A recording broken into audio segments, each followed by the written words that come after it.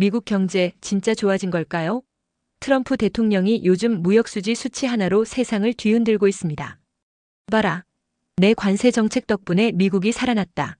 하지만 진짜 살아난 걸까요? 오늘 우리가 보게 될 건 수치 뒤에 숨겨진 경제의 진실입니다. 무역수지 적자 감소는 과연 트럼프의 관세 정책 덕분일까요? 아니면 그 이면에 숨겨진 더 복잡한 경제적 현상 때문일까요? 우리는 오늘 이 질문에 대한 답을 찾아보고 미국 경제의 현재 상황과 미래 전망에 대해 깊이 있게 분석해 볼 것입니다.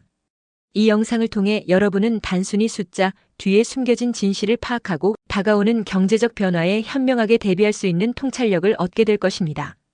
관세 정책, 미국 경제를 망치고 있었다. 무역수지 적자 감소는 환상이다. 2024년 3월 미국의 무역수지 적자는 사상 최악. 그런데 불과 석 달 만에 602억 달러로 감소. 누가 봐도 대단한 반등 같죠? 하지만 이건 관세의 승리가 아니라 재고 과잉으로 인한 수입 급감이 만든 착시입니다. 이른바 무역수지 개선 착시 현상입니다. 실제로 미국의 주요 기업들이 재고를 과도하게 쌓아두면서 신규 주문이 급감했고 이는 자연스럽게 수입 감소로 이어졌습니다. 팬데믹 이후 글로벌 공급망 불안정과 물류 대란을 겪으면서 기업들은 재고 확보에 총력을 기울였습니다. 이러한 과도한 재고 축적은 일시적인 수입 증가를 야기했습니다. 그러나 경기 둔화 우려가 커지면서 재고 소진이 어려워지자 기업들은 더 이상 수입을 늘리지 않고 있습니다. 이는 마치 열이 나던 환자에게 진통제를 주어 일시적으로 열이 내린 것과 같습니다. 근본적인 원인을 해결하지 않은 채 수치만으로 현상을 판단하면 큰 오판으로 이어질 수 있습니다. 이러한 무역수지 착시는 경제 전문가들 사이에서도 심각한 우려를 낳고 있습니다. 겉으로만 좋아 보이는 숫자에 현혹되어 잘못된 정책 결정을 내릴 경우 미국 경제 전체가 더 큰 어려움에 직면할 수 있기 때문입니다. 이는 단순히 미국의 문제가 아니라 전 세계 경제에 파급될 수 있는 중요한 사안입니다. 경제 지표 전부 왜곡됐다. GDP 3% 성장? 숫자에 속지 마세요. 1분기 미국은 0.5% 마이너스 성장. 2분기에는 갑자기 3% 고성장? 이유는 단 하나. 수입이 줄었기 때문. 실제 경기는 나빠졌는데 숫자는 반대로 나왔습니다. 정책 결정자들도 이 수치에 속아 넘어갔고요. 트럼프는 관세를 더 밀어붙였고 연준은 금리 인하를 미뤘습니다. 수입 감소가 GDP 성장률에 긍정적인 영향을 미치는 것은 통계적인 착시입니다. GDP는 소비 플러스 투자 플러스 정부 지출 플러스 수출에서 수입의 차로 계산됩니다. 따라서 수입이 줄어들면 공식적으로 GDP는 증가하는 것처럼 보입니다. 그러나 이것은 국민들의 소비가 줄고 기업의 투자가 위축되면서 나타난 불황형 흑자에 가깝습니다. 실제로 기업들의 신규 투자는 줄어들고 있으며 소비자들의 지갑은 점점 굳게 닫히고 있습니다. 이런 상황에서 통계적인 착시를 근거로 경제가 성장하고 있다고 판단한다면 이는 매우 위험한 착각에 빠지는 것입니다. 연준 역시 이러한 착시에 속아 경기 과열을 우려하며 금리 인하 시점을 계속해서 늦춰왔습니다. 이는 결국 실물 경제의 어려움을 가중시키고 있습니다. 이러한 GDP 통계의 왜곡은 경제 정책 결정에 치명적인 영향을 미칩니다. 올바른 진단이 있어야 올바른 처방이 가능한데 통계가 현실을 제대로 반영하지 못한다면 정책은 길을 잃을 수밖에 없습니다. 이는 미국뿐만 아니라 글로벌 경제에도 예측 불가능한 변동성을 더하고 있습니다. 관세는 강국의 무기일까? 관세, 제국의 몰락과 함께 등장한다. 만약 관세가 강한 나라의 전략이라면 로마 제국이나 대영 제국, 미국 전성기 때 관세를 강하게 썼어야 했겠죠? 하지만 정반대입니다. 전성기엔 다들 자유무역을 외쳤고 관세는 몰락 직전에야 도입됐어요. 이유는 간단합니다. 무역은 수출국만이 아니라 수입국도 이익을 봅니다. 수입 줄면 소비 줄고 성장도 둔화됩니다. 역사적으로 보았을 때 강력한 제국들은 대부분 자유무역을 통해 번영을 구가했습니다. 대영 제국은 산업혁명 이후 전 세계의 자유무역을 확산시키며 자신들의 제조업 우위를 극대화했습니다. 19세기 말 미국의 급부상 역시 광대한 국내 시장과 자유로운 교역을 바탕으로 이루어졌습니다. 반면 관세 장벽을 높여 자국 산업을 보호하려 했던 시도들은 대부분 실패로 끝났거나 단기적인 효과에 그치고 장기적으로는 경제 성장을 저해했습니다. 관세는 자국 산업을 일시적으로 보호할 수 있지만 동시에 자국 소비자들의 선택권을 제한하고 물가를 상승시키며 궁극적으로는 글로벌 무역 질서를 교란하여 전체적인 경제 파이를 줄이는 결과를 초래합니다. 무역은 제로섬 게임이 아니라 상호 이익을 창출하는 과정임을 잊어서는 안 됩니다. 수입이 줄어든다는 것은 곧 그만큼 국민들이 더 비싼 가격으로 물건을 사야 한다는 뜻이며, 이는 소비 심리를 위축시키고 전반적인 경제 활동을 둔화시키는 결과를 낳습니다. 이러한 역사적 교훈은 현재 미국의 관세 정책이 얼마나 위험한 길을 걷고 있는지를 명확히 보여줍니다. 단기적인 정치적 이득을 위해 장기적인 경제적 손실을 감수하는 것은 현명하지 못한 선택입니다. 유치산업보호론. 지금 미국에 적용 불가 4차 산업국가가 2차 산업보호? 유치산업보호론은 산업이 막 태동할 때 필요한 정책이죠. 미국이 농업국가였을 땐 제조업 보호가 맞았어요. 하지만 지금은 미국은 4차 산업 강국입니다. 그런데 트럼프는 과거의 제조업을 살리려 합니다. 이미 인건비도 높고 경쟁력도 낮은데 이건 시대착오입니다. 유치산업보호론은 아담 스미스의 자유무역론에 대한 예외로 인정받는 개념입니다. 신생산업이 국제 경쟁력을 갖출 때까지 일시적으로 보호해야 한다는 논리죠. 실제로 미국이 농업국가였던 19세기에는 보호관세를 통해 제조업을 육성하는 데 일정 부분 성공했습니다. 하지만 현재 미국은 세계 최강의 4차 산업혁명 선도 국가입니다. 인공지능, 빅데이터, 반도체, 바이오 등 첨단 산업 분야에서 압도적인 기술력을 보유하고 있습니다. 이런 상황에서 과거의 굴뚝산업인 제조업을 보호하기 위해 관세를 사용하는 것은 시대착오적 발상입니다. 제조업 일자리를 늘리겠다는 것은 좋지만 이미 높은 인건비와 자동화된 생산 시스템을 가진 미국에서 값싼 노동력을 기반으로 하는 제조업을 부흥시키려 하는 것은 비현실적입니다. 이는 오히려 국가의 자원을 비효율적으로 배분하고 미래 성장 동력을 약화시킬 수 있습니다. 게다가 글로벌 공급망이 복잡하게 얽혀있는 현대 경제에서 특정 산업만을 보호하려는 시도는 전체 산업 생태계에 부정적인 영향을 미칠 수 있습니다.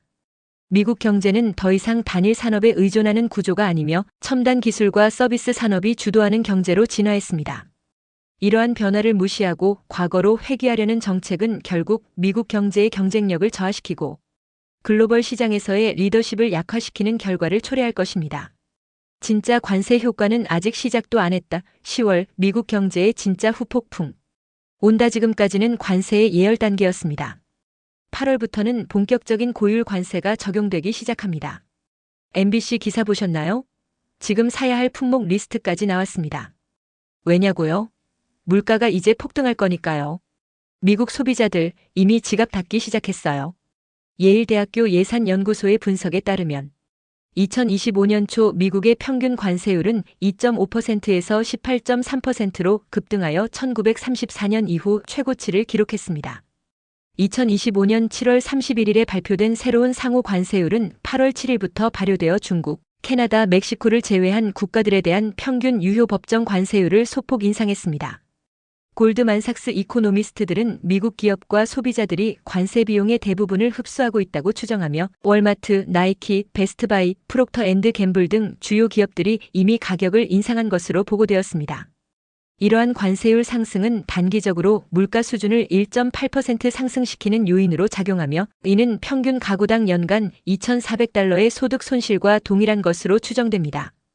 특히 저소득층 가구는 연간 $1,300의 손실을 입을 것으로 예상되며 의류, 신발 등 필수 소비재 가격 상승이 저소득층의 경제적 부담을 가중시키고 있습니다. 이미 트럼프 대통령의 관세 정책과 물가 상승에 대한 우려로 8월 미국 소비자들의 경제 심리가 악화된 것으로 나타났습니다. 미시간대 소비자 심리지수 8월 확정치는 58.15, 이는 전월 대비 3.5포인트 하락한 수치입니다. 이번 하락세는 나이, 수입, 주식 보유 수준에 관계없이 전반에 걸쳐 나타났으며 트럼프 행정부의 관세 정책이 물가를 밀어올릴 것이라는 소비자들의 우려가 반영된 것으로 풀이됩니다. 높은 물가에 대한 우려 때문에 내구재 구매 여건은 1년 만에 최저 수준으로 떨어졌고 기업 환경과 노동시장에 대한 기대감도 위축되었습니다. 향후 1년 기대 인플레이션은 7월 4.5%에서 8월 4.8%로 상승했습니다. 소비자들의 지갑이 닫히는 것은 단순한 소비 위축을 넘어 경제 전체의 활력을 떨어뜨리는 심각한 신호입니다.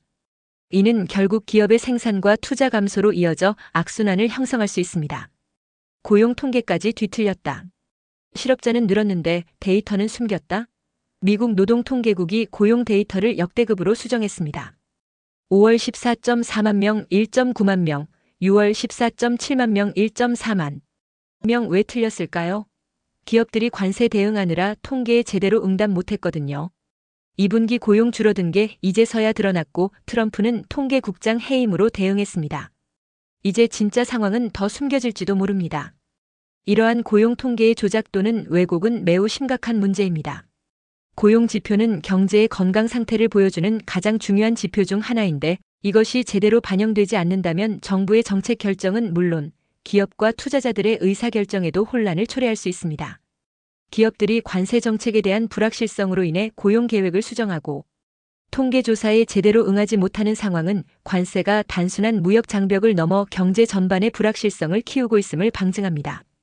통계국장의 해임은 투명성과 신뢰성에 대한 심각한 우려를 낳습니다. 이는 정부가 불편한 진실을 은폐하려 한다는 의혹을 불러일으킬 수 있으며 결국 국민들의 정부에 대한 신뢰를 저하시키는 결과를 초래합니다.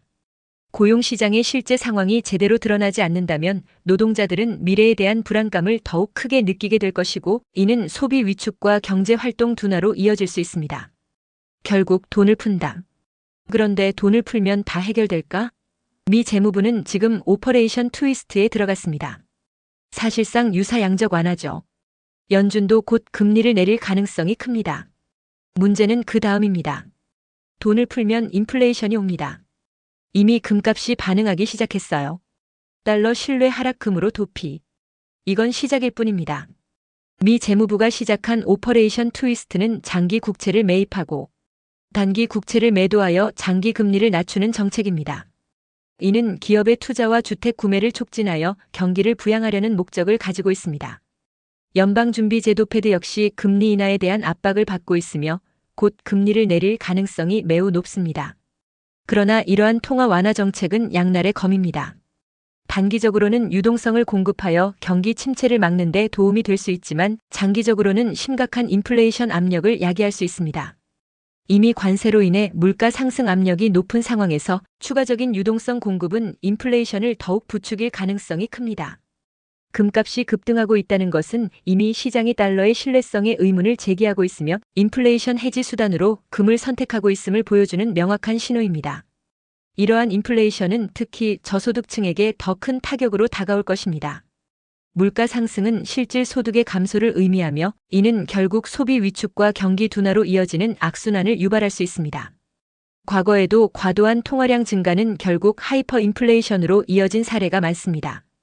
미국이 현재 직면한 경제적 어려움은 단순히 금리 인하나 유동성 공급만으로는 해결될 수 없는 복합적인 문제이며 오히려 더 큰 위기를 초래할 수 있습니다. 한국도 무풍지대가 아니다. 우리도 준비해야 합니다. 미국 경제의 방향은 곧 전 세계 금융시장에 영향을 미칩니다. 금리, 환율, 수출입. 우리도 대비해야 합니다. 왜냐? 미국은 앞으로 12개월간 불확실성의 늪에 빠질 가능성이 매우 높기 때문입니다. 한국은 대외 의존도가 높은 개방 경제 체제이기 때문에 미국 경제의 변화에 매우 민감하게 반응할 수밖에 없습니다. 미국의 통화 정책, 특히 금리 인상 또는 인하 결정은 한국은행의 금리 결정에 직접적인 영향을 미치며 이는 국내 자본시장과 부동산 시장에 큰 파장을 일으킬 수 있습니다. 또한 미국의 관세 정책은 한국의 주요 수출 품목인 반도체, 자동차, 배터리 등에 대한 수요와 가격에 영향을 미쳐 수출 기업들의 경영 환경을 악화시킬 수 있습니다. 미중 무역 갈등이 심화될 경우 한국 기업들은 양국 사이에서 전략적인 선택을 강요받을 수도 있습니다. 이러한 불확실성은 기업의 투자 위축과 고용 불안으로 이어질 수 있으며 궁극적으로는 한국 경제 전체의 성장 동력을 약화시킬 수 있습니다. 따라서 한국은 미국의 경제 상황 변화를 면밀히 주시하고 선제적인 대응 전략을 마련해야 합니다. 공급망 다변화, 새로운 수출 시장 개척, 그리고 국내 산업의 경쟁력 강화 등을 통해 외부 충격에 대한 회복 탄력성을 높이는 것이 중요합니다. 정부와 기업, 그리고 국민 모두가 함께 지혜를 모아 다가올 경제적 도전에 대비해야 할 시점입니다. 수치에 속지 말고 본질을 보자. 경제는 숫자 노름이 아닙니다. 진짜 중요한 건 그 안에 숨겨진 흐름과 본질이죠. 지금 미국에서 벌어지는 경제 왜곡 우리도 반드시 정확히 읽고 준비해야 합니다. 이상 유튜브 잔고파파였습니다. 경제는 단순한 산술적 계산이 아니라 복잡한 인간의 심리와 행동, 그리고 국가 간의 상호작용이 얽혀있는 유기체와 같습니다. 겉으로 드러나는 수치만을 맹신해서는 안 되며 그 수치 뒤에 숨겨진 의미와 파급 효과를 깊이 있게 통찰하는 능력이 필요합니다. 현재 미국 경제에서 나타나고 있는 현상들은 단순히 숫자의 문제가 아니라 트럼프 행정부의 보호주의적 정책이 불러온 구조적인 문제에 가깝습니다. 이러한 왜곡된 경제 상황은 미국 내부의 문제로 끝나지 않고 글로벌 경제 전체의 불안정성을 증폭시키는 요인으로 작용할 것입니다. 우리는 이러한 변화의 흐름을 정확히 읽고 우리 자신의 경제적 미래를 지키기 위한 현명한 전략을 수립해야 합니다. 잔고파파는 앞으로도 여러분께 복잡한 경제 현상을 쉽고 명확하게 분석하여 현명한 투자와 생활에 도움이 되는 정보를 지속적으로 제공할 것입니다. 이 영상이 여러분의 경제적 통찰력을 높이는 데 기여했기를 바랍니다. 다음 영상에서 또 다른 흥미로운 경제 이야기로 찾아뵙겠습니다. 감사합니다.